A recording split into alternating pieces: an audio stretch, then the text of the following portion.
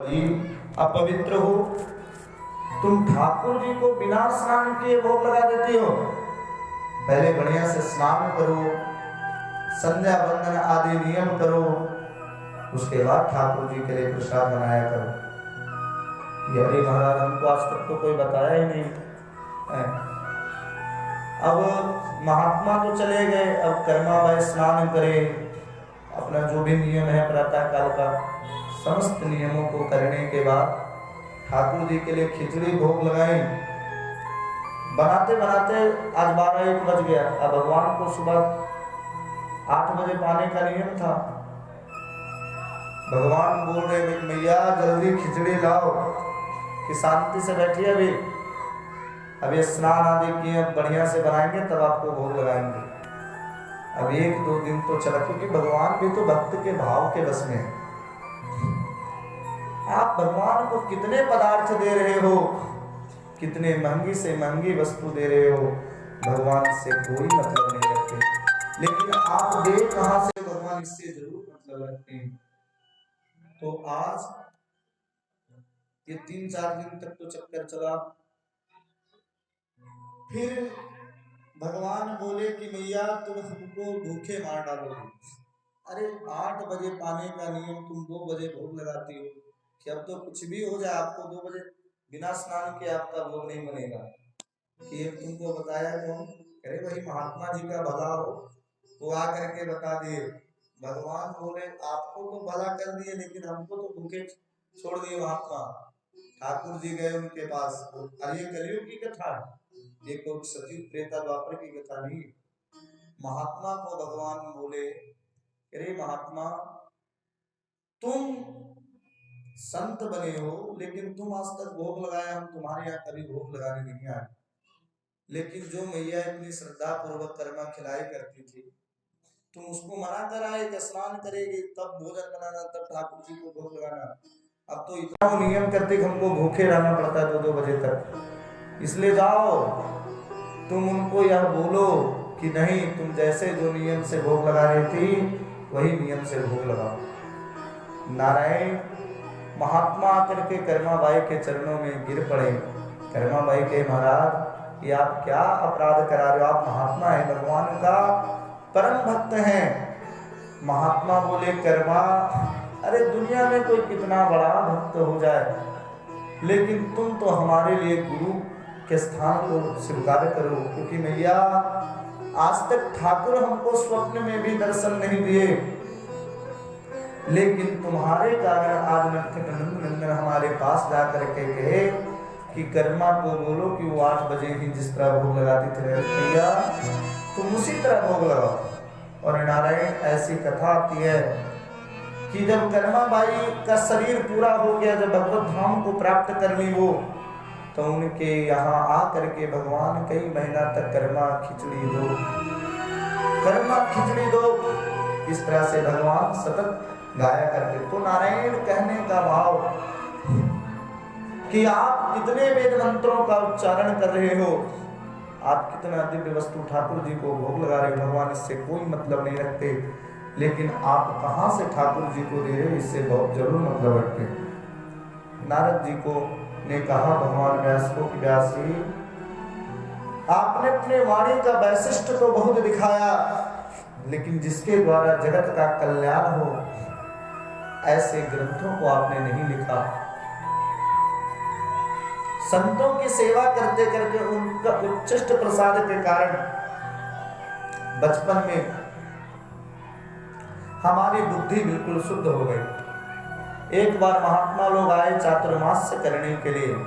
मैं 4 महीने तक संतों के चरणों में बैठ करके नित्य प्रति भगवान के कथा को श्रवण करता था। महात्माओं का जब चातुर्मास पूर्ण हुआ और महात्मा लोग जब जाने लगे, तो मैंने उनसे प्रार्थना करी कि महाराज आप हमको भी अपने साथ लेकर के चलिए, हमें भी अपने साथ ले चलें।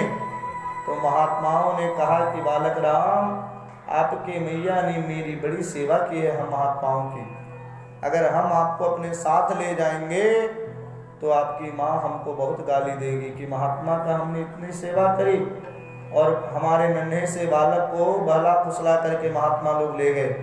इसलिए हम तुमको यहीं पर भगवान के नाम का मंत्र दीक्षा देते हैं, तुम इस मंत्र का श्रद्धा पूर्वक जप करना, तुमको यहीं पर भगवान का दर्शन होगा।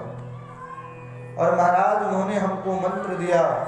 महात्मा तो उत्तर की ओर से चले गए, उत्तर मार्ग में। उस मंत्र को मैं श्रद्धा पूर्वक बैठ करके जप करता था दिन रात। भगवान के नाम से हमको इतना प्रेम हो गया कि दिन रात भगवान के नामों का जप करते रहता था। लेकिन यह बात जब माता जी को पता चली तो उनको बड़ा डर लगने लगा कि कहीं हमारा बेटा बाबा जी ना बन जाए। संतान सब कुछ बन जाए ठीक है, नेता बन जाए, अभिनेता बन जाए, चोर बन जाए, बेईमान बन जाए, वो ठीक है, लेकिन बाबा जी नहीं बनना चाहिए।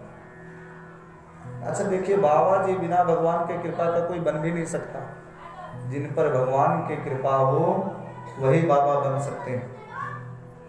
हमारी मैया बड़ी चिंतित, अब जो महात्मा आवे उन्हीं से वो कहें कि अरे महाराज अगर हमारे लड़का के लायक कोई कन्या हो तो इसका विवाह करा देते, बुढ़ापा का बस अब इतनी ही इच्छा रह गई। अब नारद जी ये बात सुने तब तो अब कह रही भैया अभी तक तो हम प्रतीक्षा कर रहे हैं कि माता जी कब पधारे, हम भगवान के भजन करने के लिए जाएं। अब श्रीमती जी आएंगी तो श्रीमती जी के पधारने का प्रतीक्षा करना पड़ेगा, तो पूरा जीवन प्रतीक्षा में ही चला जाएगा, हम भगवान का भजन करेंगे कैसे। इसलिए ठाकुर जी ऐसी कोई लीला करिए ताकि उस लीला के द्वारा माता जी आपके पास चली जाए। और एक दिन ऐसी घटना हुई कि महाराज एकदा निर्गतांगोहा दुहंतिं निसिगां पथे सर्पो दशत्पदस्पृष्टा कृपणां कालचूदिता। एक बार ऐसे काल की प्रेरणा हुई कि माता जी रात्रि के समय में गौ दोहन करने के लिए गई और उनका दृष्टि नहीं, उनको दिखाई नहीं पड़ा और गलती से उनका चरण एक विषधर सर्प के ऊपर पड़ गया। सर्प के ऊपर जब चरण पड़ा तो सर्प माता जी को डस लिया, माता जी मृत्यु को प्राप्त हो गई। कुछ लोगों ने हमको आकर के कहा कि अरे तुम यहाँ माला बैठ करके जप रहे हो और तुम्हारी माता जी जो है वो मृत्यु को प्राप्त हो गई, तो मन से तो मैं बहुत खुश हो गया कि चलो ठाकुर जी ने बहुत अच्छा किया कि माता जी को अपने पास बुला लिए। लेकिन ऊपर से हम झूठ मूठ आंसू बना करके रोने लगे, क्योंकि अगर ऊपर से हंसते तो दुनिया के लोग हमको बहुत गाली देते कि कितना नालायक बेटा है, माँ मर गई और माँ के मरने का खुशी मना रहा। इसलिए झूठ मूठ में ऊपर से रोने लगा। महाराज मैंने माता जी के पूरे कर्म को किया, श्राद्ध आदि कर्म, और महात्मा लोग जिस उत्तर दिशा की ओर गए थे मैं भी उसी दिशा में जाने लगा। बहुत दूर तक गया लेकिन महात्मा तो कब के गए हुए, उनका दर्शन हुआ नहीं। तो एक निर्जन स्थान पर बैठ करके मैं उसी मंत्र का जप करने लगा जो महात्माओं के द्वारा प्राप्त हुआ था। मंत्र के प्रभाव से नारद जी वह स्थान इतना पवित्र था कि हमको समाधि लग गई और भगवान ठाकुर जी का दर्शन होने लगा। देखिए कुछ स्थानों की ऐसी महिमा होती है, कुछ स्थान इतने पवित्र होते हैं नारायण कि स्थान में बैठते ही स्थान के प्रभाव से समाधि लग जाती है। जैसे देखिए यह माता वैष्णो देवी का प्रांगण कितना पवित्र है, एक वृंदावन ही लग रहा है। इतना आनंद, इतना आह्लाद। और कोई कोई स्थान ऐसे होते हैं जहाँ थोड़ा देर बैठो घबराहट होगा कि कब यहाँ से जाएं। और कुछ स्थान इतने दिव्य होते हैं, वहाँ का वातावरण इतना दिव्य होता है कि वहाँ बैठते ही समाधि लग जाती है। नारद जी जब उसी मंत्र का जप करने लगे तो भगवान के एक छटा का दर्शन हुआ और दर्शन के बाद भगवान तुरंत अंतर्धान हो गए। अब नारद जी छटपटाने लगे कि प्रभु दर्शन दो, क्योंकि दर्शन दो घनश्याम नाथ मोरे। राग केदार। अखियां प्यार से सहने लोग सा बिना मोरे अकेला।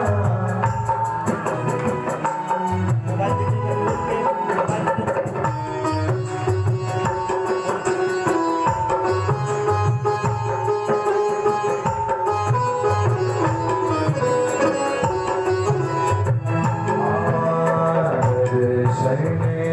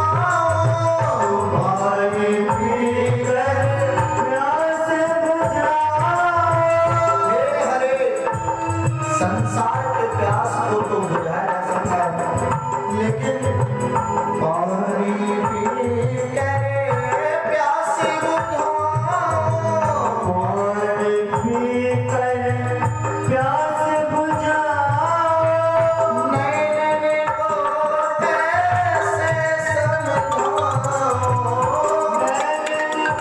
नैन को कैसे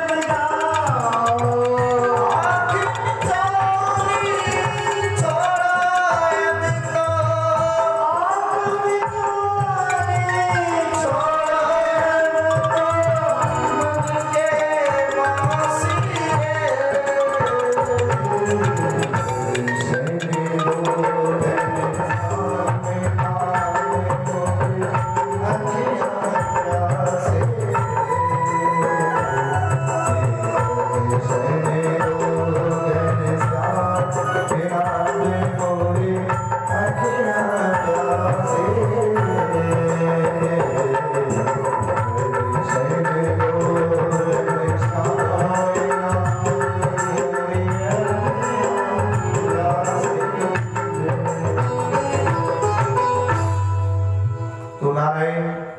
नारद जी को भगवान का एक झलक प्राप्त हुआ। एक झलक मिलने के बाद नारद जी व्यथित हो गए, व्याकुल हो गए कि हे हरि तुम दर्शन दो। ठाकुर जी कहे कि नारद एक झलक तुमको दिखा दिए हैं, इस जन्म में तो तुम हमें प्राप्त नहीं कर पाओगे, पुनः जब सृष्टि का प्रारंभ होगा तब तुम हमें जरूर प्राप्त करोगे। नारद जी बोले कि ठाकुर यदि आपको दर्शन देना ही नहीं था तो एक झलक क्यों दिखाए कि भैया तुमको मन में ऐसा आता है कभी कभी, क्योंकि कभी कभी जो बहुत भक्त होते हैं उनके भी मन में यह प्रश्न उठने लगता है कि क्या भगवान होते भी हैं, अरे ये तो बाप दादाओं ने चला दिया इसलिए हम भी मान रहे हैं, और भगवान के प्रति उनके मन में अश्रद्धा उत्पन्न होने लगती है। ये अश्रद्धा तुम्हारे मन में उत्पन्न ना हो इसके लिए मैंने तुम्हें अपने स्वरूप का पहले से ही दर्शन करा दिया।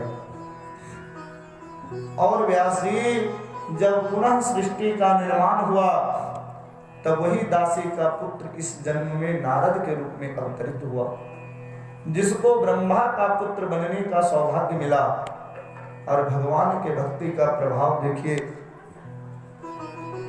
कि भगवान हमारे जन्म के बाद हमको एक वीणा प्राप्त कराए, देवदत्ताम इमाम वीणा स्वर ब्रह्म विभूषिताम, और इस वीणा को लेकर के मैं जहां भी जाता हूं मेरा सभी लोग सम्मान करते हैं। इसलिए देखिए नारद जी देवता के यहाँ पहुंचे तब वहां भी उनका सम्मान है, राक्षसों के यहाँ पहुंचे वहां भी उनका सम्मान।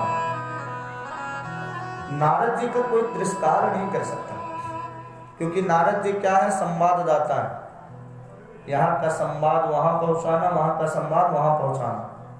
और व्यक्ति सभी से झगड़ा कर सकता है लेकिन संवाददाता से समझदार व्यक्ति तो कभी लड़ाई नहीं करता, क्योंकि प्रेस रिपोर्टर बहुत जल्दी आपको बहुत ऊंचा पहुंचाएंगे और बहुत ऊंचा से बहुत नीचे लाने में उनको बहुत अधिक समय नहीं लगता।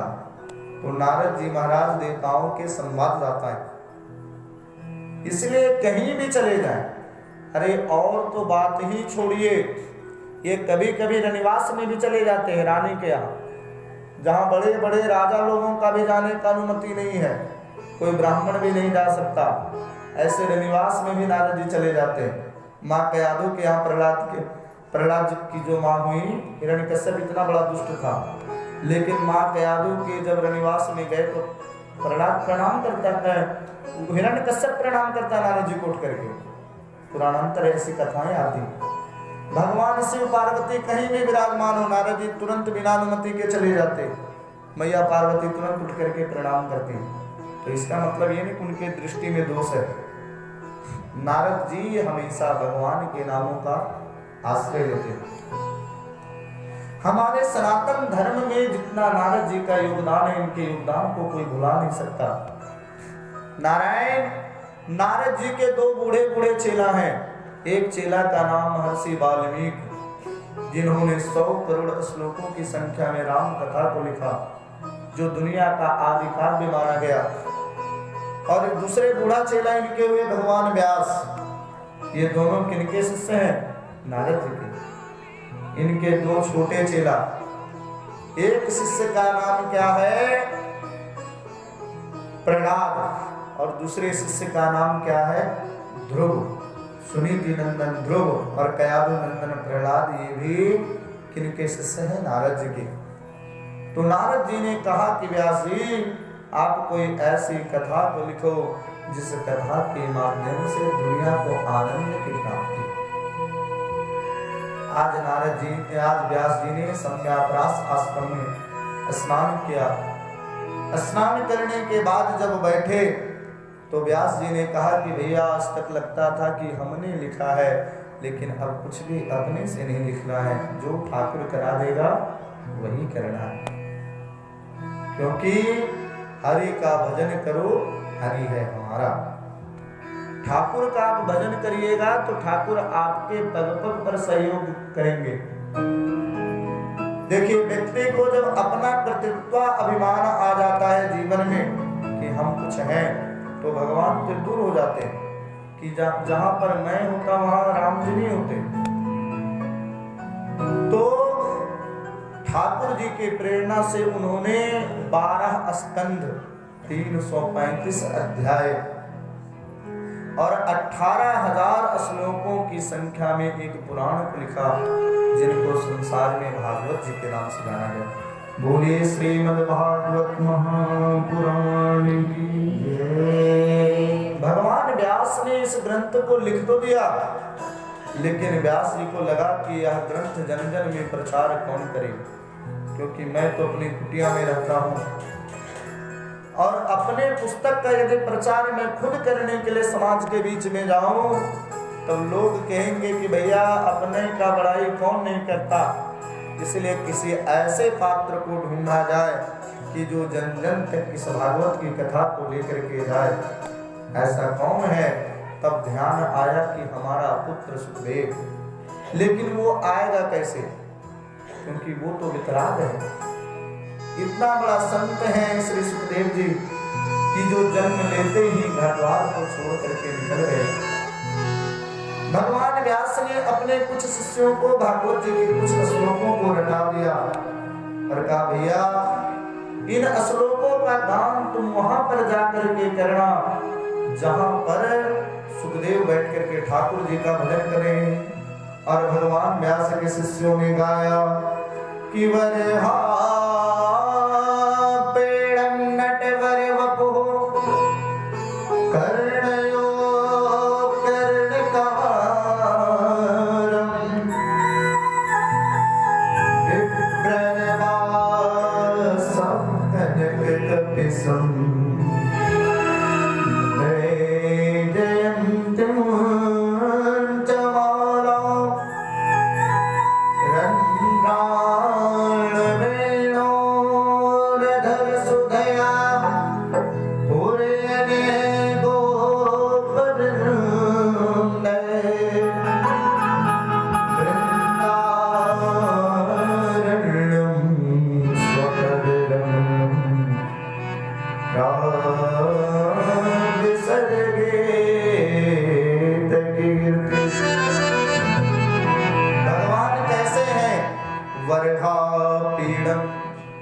जिन भगवान के मस्तक के ऊपर वरहा कहते हैं मोर को और आपीड़ कहते हैं पंख को, जिन्होंने अपने मस्तक के ऊपर मोर पंख को धारण कर रखा। अच्छा, भगवान किसी अन्य पक्षी के पंख को अपने सर के ऊपर धारण क्यों नहीं करते?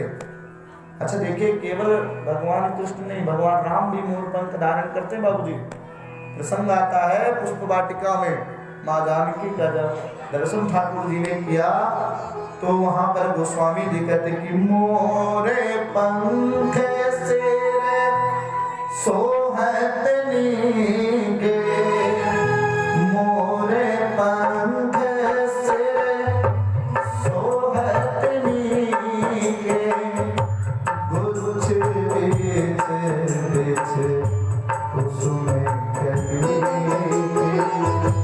कुछ बीच बीच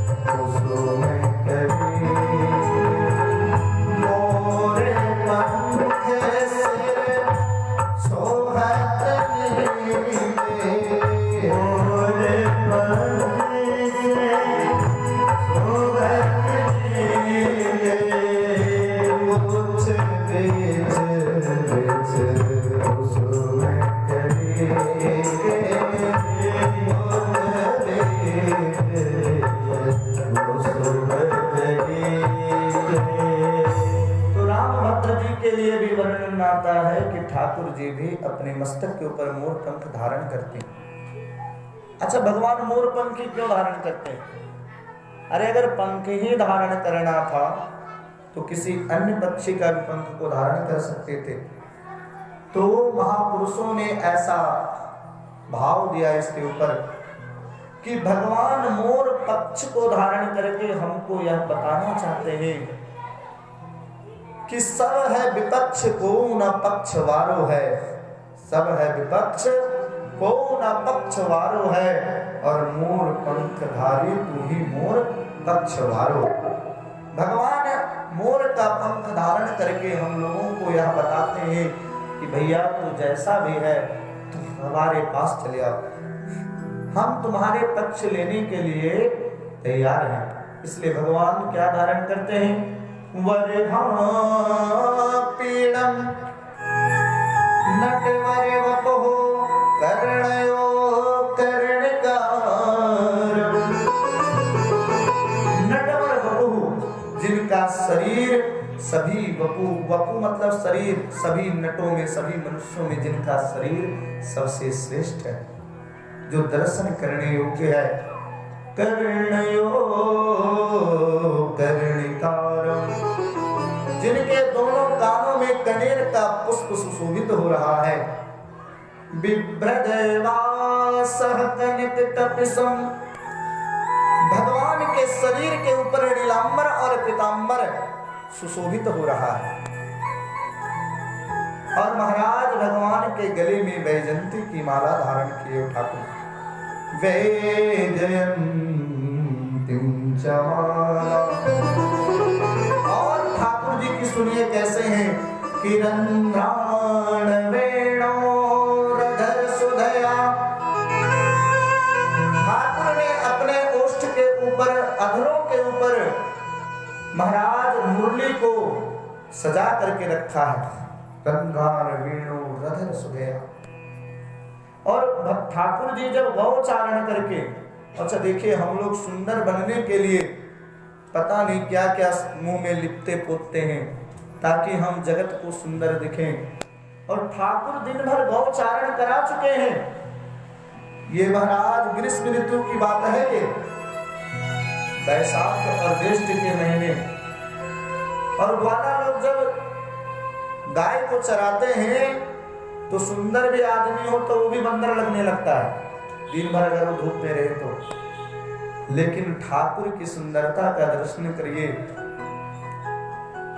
गौचारण करके जब आते हैं और मुरली का जब निनाद करते हैं तो सभी गोप बालक इनको घेर करके इनके वंशी निनाद का श्रवण करते हैं।